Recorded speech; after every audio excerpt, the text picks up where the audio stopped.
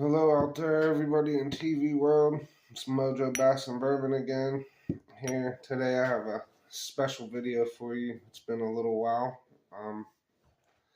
Guess I could start off with a little story. I'm gonna try to be brief, make a fast story fast or short story short. But long and the short is, I made a lot of good acquaintances over the years on whiskey, and I'm was a regular attendee of Pours in the Park at the Bourbon Junkies. Met a lot of good people up there. One of the acquaintances being Ryan Alves of Bourbon Outfitters. Awesome dude. Got to meet him. Got to drink with him a few years, and got acquainted, and we're somewhat of friends now. So the long and the short is, I'm at Pours in the Park, and bunch of bottles out there. It's a huge share in the community. And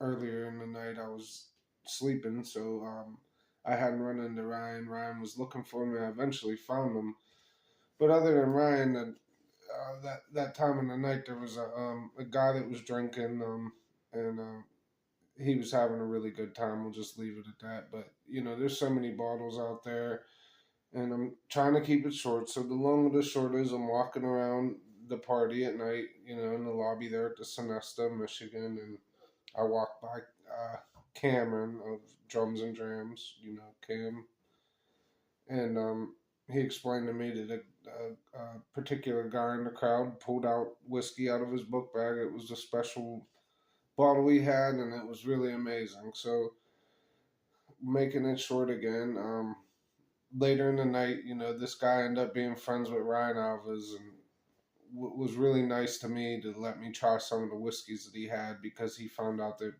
Ryan was, looking for me earlier in the night. And that guy's name was Kenny Mills. I really appreciate all the stuff that Kenny shared with me that night. It left a lasting impression on me and Cameron also. A lot of those were really old pre-fire Heaven Hill whiskeys that we were tasting, and that what we called the Circle of Death that night with Kenny and a couple of other fellas that were around. And essentially, as like a tribute blind, Cameron has shared 4 whiskeys that made it were close to or similar to what we had that night, like in his mind. And they're the closest I'm gonna get to drinking whiskey of that caliber. So, and I apologize if I'm being long-winded, or if this is a little choppy at times, because I am just doing it in one take. I have no editing. I don't care to do any of that at this point. I'm just doing this video because I'm very extremely grateful for what Cam sent me, and to have met people, like I said, in the whiskey world, and get to have experienced certain types of whiskey. So without further ado, I'm gonna get to pouring on these now. It's listed here as Oakley 20-year Heaven Hill, and these are some really old high proof whiskeys. We got a 136 proof. You can see there.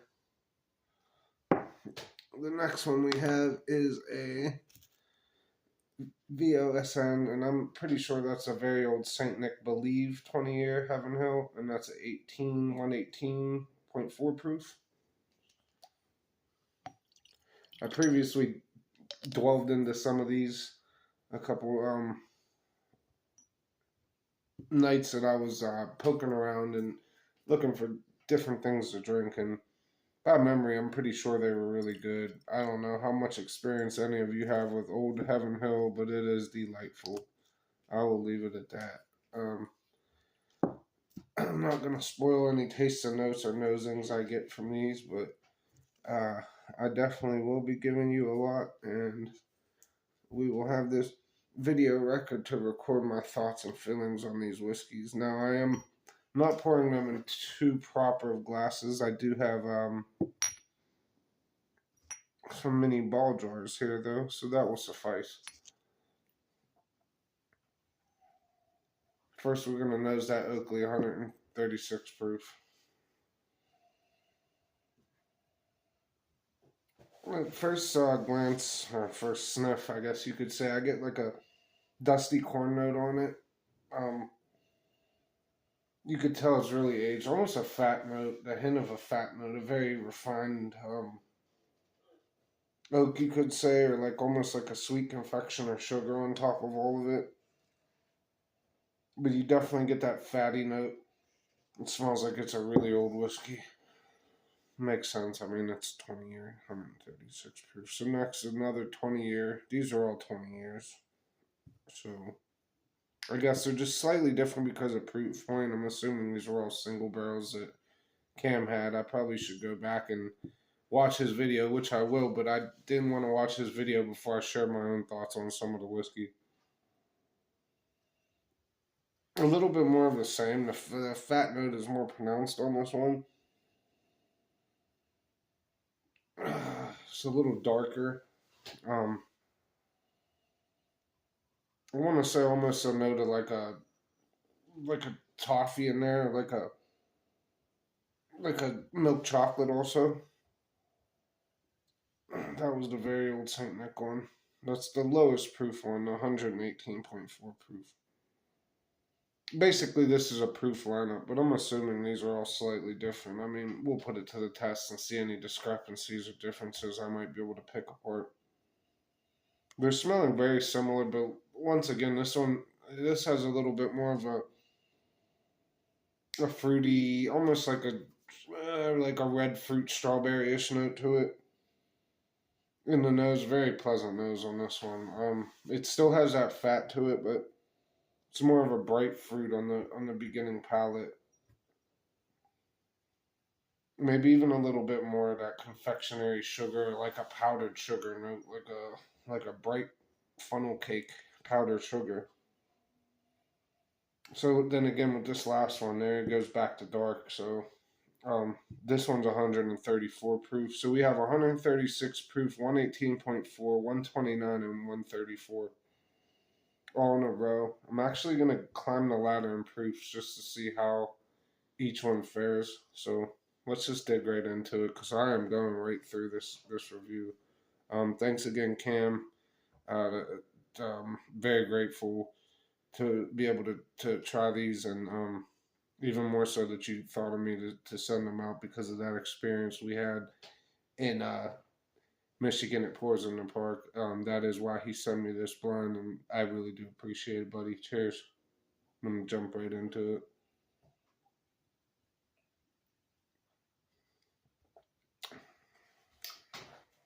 Oh, wow. Okay, so at first thought, what I just spoke about on one of the noses there with that um, bright red fruit you get, it's almost like grandma strawberry candy, that the foil wrapper candy, and that's how I describe it um, when I drank it that night. Like it's my first impression of a lot of good old Heaven Hills. That's how it comes across. It's almost like a strawberry syrup, like when you were gonna go make a sundae or something, you get that strawberry syrup, but not in an artificial way, in the best way, like a almost like a strawberry marmalade. You could say like a jam. Very warming. No bad Kentucky hug, man. This stuff's really good whiskey.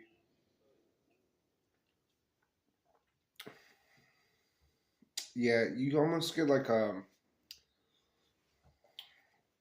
man. Now I'm gonna get called a bullshit artist, but it's almost like a papaya or mango, almost like a tropical fruit on the beginning of that one. And in addition to that, it hit me a little different that time, more than strawberry, I would say. It was, or maybe like a, um, it's that sweet interplay it could be with the strawberry that made it come across more as like a tropical fruit that time.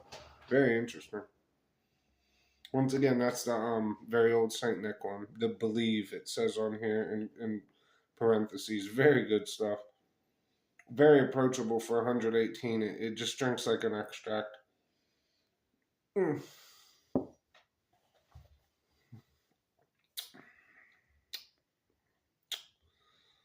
Yeah, just more of the same. You get that oak in a good like almost like a brown sugar or just like a Um, like that baked toffee comes in on the end. You get like a little of the barrel spice, I would say. Not like a rye spice at all. Just almost more like that that charred note or that barrel spice note you get off those old Heaven Hills. Very good whiskey, man. If I just have to rate it, I'd give that easily. I don't know, like I'm saying that 8.7 out of 10. That's really good stuff. I mean, if you could get anything that's close to 20 years old and barrel proof from Heaven Hill, you know, you're into some really good whiskey. Nonetheless, shit that Cam sent me in a blind. I expected to be pretty good, but no, I fully understand why, and I'm getting some water. Remember to always hydrate when you're drinking like this, and try to clean your palate. Um, but I fully understand why he sent me these and said this might be the closest I get to some of those whiskeys we got to try that evening. So the next one's 129 proof at Oakley. It says just an Oakley 20 year here. And as the rest of them are Oakleys, also 20 years, and they're just step up. So I believe they're all just different single barrels that were acquired. However, I'd love to have one of these, any of them.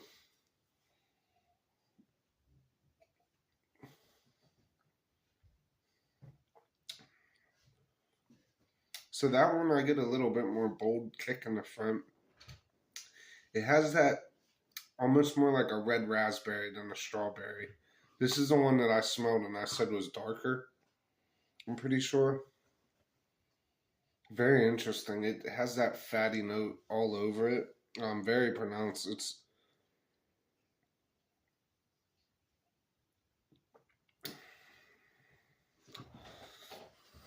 almost hits me in a way like a very fruity Four Roses. Oh wow, that was pretty loud. A very fruity, fruit forward Four Roses. Now it has the spice, but it's almost like the spice thrives up front with the fruit and makes it more of like a raspberry, like I said, than a more bright strawberry note. But regardless, very tasty. That initial spice and kick, it dissipates very quickly. Not offensive at all, but you definitely get more heavy char and heavier barrel note out of this one than the 118.4. Now, I do have to say this is the first group of drinks that I'm having today, and this is a little bit. Now I do love high proofs. I love barrel proofs, but this is a high proof flight, so you're getting an unadulterated version of what these barrels really taste like to me because typically I like to start a little bit more around 90 or 100 proof and work my way up in the evening. But I've been putting off doing this video and I really wanted to get it accomplished. Um, Mostly because it's really good whiskey and I wanted to do a service to the whiskey and the Cam for being kind enough to send me stuff of this caliber. So cheers once again, Cam. Thank you, buddy. Excellent again. Between these two, I do like to believe more. We're just at 1 and 2. I might feel different about the higher proofs, but this is very bold, flavorful whiskey. If you like the more stone fruit or like a rye spice, it's not quite floral, but it's almost like the rye spice per se comes through, or the barrel spice really kicks through in the beginning with that fruit that it kind of overwhelms the fruit sensation and you get more of like an aged whiskey in that one. Now that it's interesting because they all are 20 years, so it just shows you how much goes into play with every barrel proof point and every other variable involved. It's very interesting. I mean, so now we're gonna dig into the 134 proof.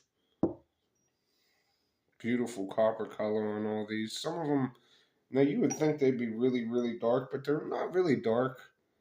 Just just enough to know that they would be old. Now smelling them, though, that kind of takes the guesswork away from it because you can tell right away this is some old stuff. They all consistently have that fatty note, which I really fawn over when it comes to any whiskey. I really appreciate it when you get it on a wild turkey But on Old Heaven Hills, it's also a note that it's recognizable, throughout a lot of Old Heaven Hills. I'll just leave it at that. And man, this one smells really good. This one smells like a balance of the two, the darker and lighter. Going back to it, I'm gonna jump right into the tasting again though. Trying to wrap this up and not be too long-winded, but man, this is a great wine. Very privileged and happy to be able to taste through these. Cam, once again, thank you, buddy boy.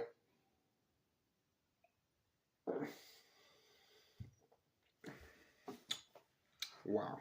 Okay, so that Oakley 20-year, 134 proof. Yeah, that's candy right out of Grandma's candy jar.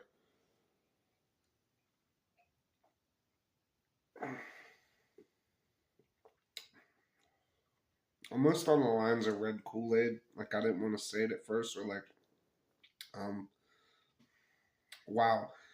In the after thought, it's almost like a red pixie stick, but with not just one of those flavors, all three of them combined in the front palate, and then the back palate, it almost like washes with the oak to the extent that you forget it's as old as it is because it's so fruitful and rich on the front palate. Not as much depth of oak there or spice. It's just mm, mm, so bright and wow, almost like a fruit blossom or a strawberry blossom. The brightness on top of the juxtaposition of the brightness with the fruit on top of that greasy oak is very very dynamic and wow, I wish I had a bottle of some of this.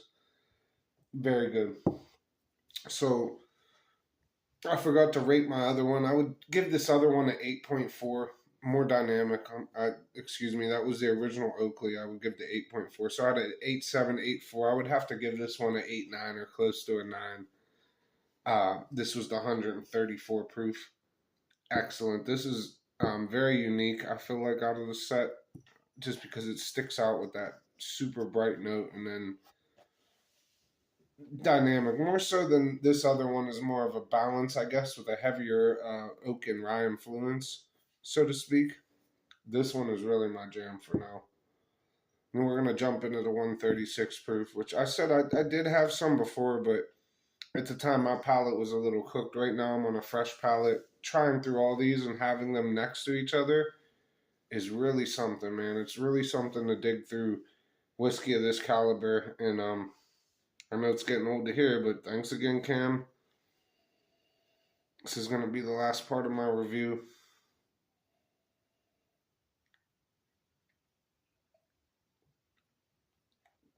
Cheers and chin down.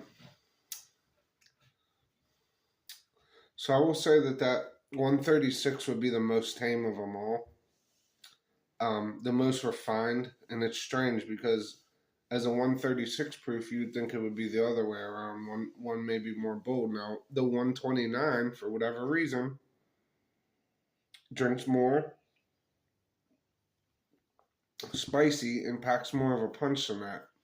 That is like a perfect mix of all four whiskeys. Has great notes of everything I mentioned: the strawberry, the heavy. You could throw molasses in there too, toffee. Your grease note from the oaks, your heavy spice, or the oak, the tannins of the oak, the sweet tannins of these Heaven Hill aged oaks, beautiful aged oaks.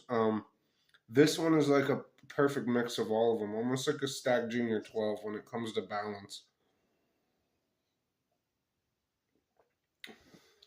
Yeah, excellent. Now, when I go back to it the second time, I get a lot of that rich strawberry fruit, which, I mean, other than cherry stag, that's got to be some of the, if you're into like a heavy strawberry or red fruit whiskey, Old Heaven Hill is really the bee's knees, man. And this 136, oddly enough, is way more calm to me than per se the 129.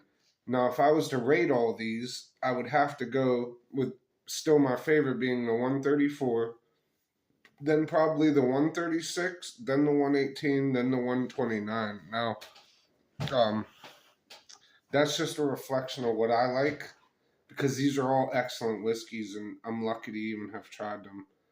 I'm probably gonna get a little buzzed because I drank all these. Now, I can tell you and rest assured though, this is the 136 proof. Cam, one more time. Thank you, sir, for sending me this stuff. Wow, is that good? Um, I'd love to have a bottle of any of this. If I had to rank that, that would be an 8.8 or like an 8.9, almost a 9 rate with that other one. When you get to this caliber of whiskey, you could even maybe push. I was trying to be a little bit more conservative. You can maybe even push that up to a 9.2 for some of these.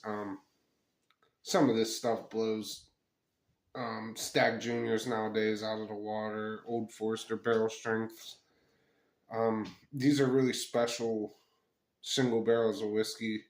And I really appreciate getting to delve through them and experience them. I hope that today you learned a little bit about maybe Heaven Hill age stuff, and that you got to listen to me yap about me going through 20-year whiskey, which doesn't happen so often. I have to thank Cam from Drums and Drams, and for the sake of not being any more long-winded, I'm gonna get out of here. But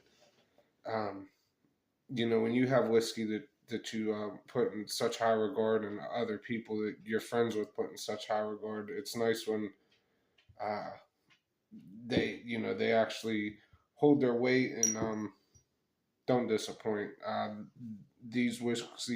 these whiskeys are exceptional. I'm just nitpicking through them at this point. I'm grateful to have any of them. I'm gonna leave you guys all there. Cheers and chin down to everybody out there. Thanks for watching, and I hope you enjoy. Please hit the like and subscribe if you could be so kind.